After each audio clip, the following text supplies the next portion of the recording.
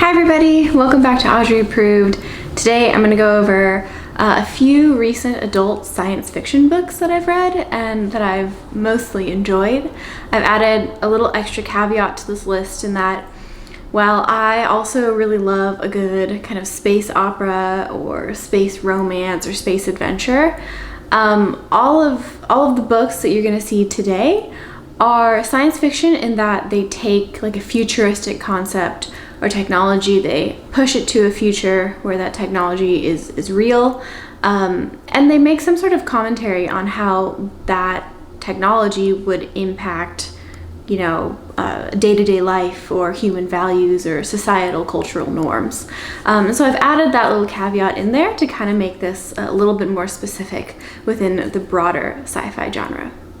And with that, I'm going to kick us off with How High We Go in the Dark by Sequoia, Nagamatsu, which is a 2022 release. It just got released a few months ago. And this is a book that is set in a not so distant future where a plague has been released from receding ice in the Arctic, and this plague is incredibly deadly. It really decimates most of the human population. The structure is very similar to Cloud Atlas by Michel, if anybody's read that. I read that over a decade ago and I really liked that book. It's really stayed with me for a long time. Movie not so much. But in that kind of structure, we basically have almost short stories in each chapter, and each chapter moves forward in time, and there's usually a common tie that pulls each of the chapters together. Many of the chapters and the stories in this deal with grief and loss and human suffering, which makes sense considering the premise. And the sections that I found really interesting were the ones that had dealt with kind of death culture and death economy. And, if I have to say goodbye to so many of my loved ones, how does that change how I approach that and how I do that? It is a very human-centered book, and I think that's one of the reasons why I really liked this. I think given the choice between plot and characters, I will always choose characters. I think this is a really good new option for the plague fic genre, which I'm anticipating a lot of new releases from, and it's definitely one that you should check out. Next up, we have Mickey 7 by Ashton Edward, which is another recent release. I think it came out last December.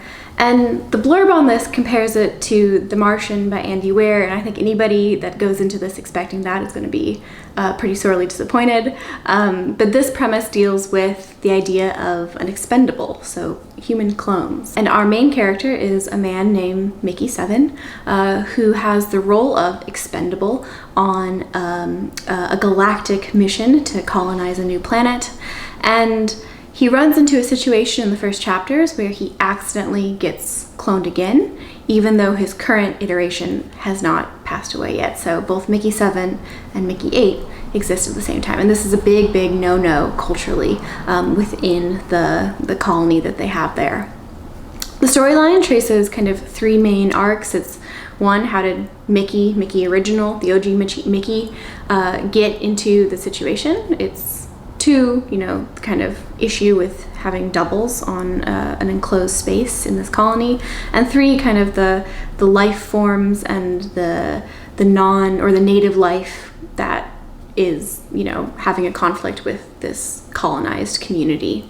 I think it tries to do a lot in a little amount of time, and the constant switching between each of these three different kind of storylines means that you get some momentum built up in one of them, and then you stop and you switch to something else and you go back to like a flashback. And so the pacing felt really, really off for me. And the ending in particular, I thought was really abrupt and almost unclean and unfinished. So this is an example of conceptually, I really liked the idea, I really liked the concept, but execution, not so much. On the topic of Andy Weir, I know I just referenced The Martian. I did read his newest book, Project Hail Mary, recently, and I saw this book on so many people's top 10 books of 2021 videos, and I see why. I get why it made so many favorites lists. I think Andy Weir does middle-aged men in space that are smart and stubborn and really persevere. He does those types of characters very well.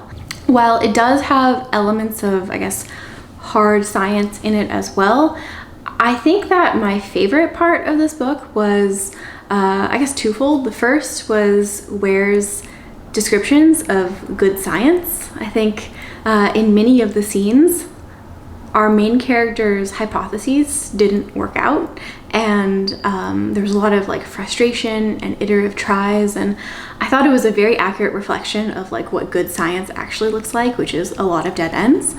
So I really appreciated that. I liked that things didn't work out always, right away.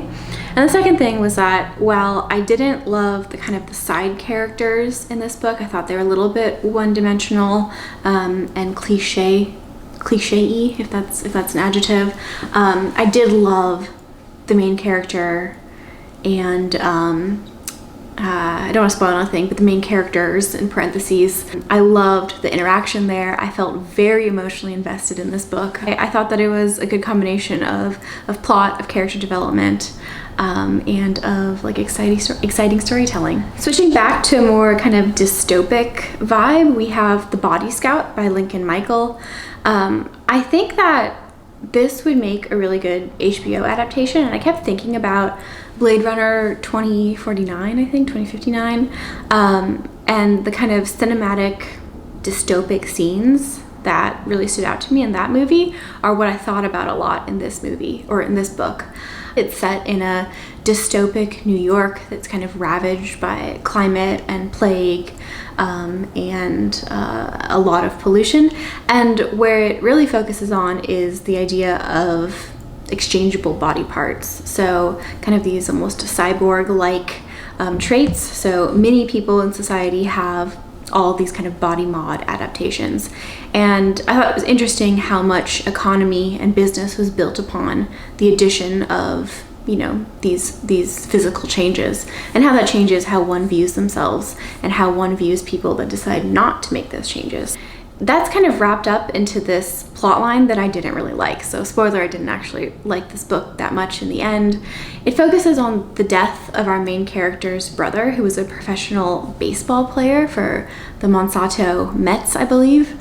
And it deals with his death and the mystery around that. And I just thought that it was kind of predictable and really low on suspense. And so the twist that I kept waiting for never came. And that made me feel just a little bit disappointed after I finished this. So not my favorite, but again, conceptually I liked it. Execution-wise, not so much. The shortest book on this series is The Test by Sylvain Neuvel, which is quite short. It's only about 100 pages.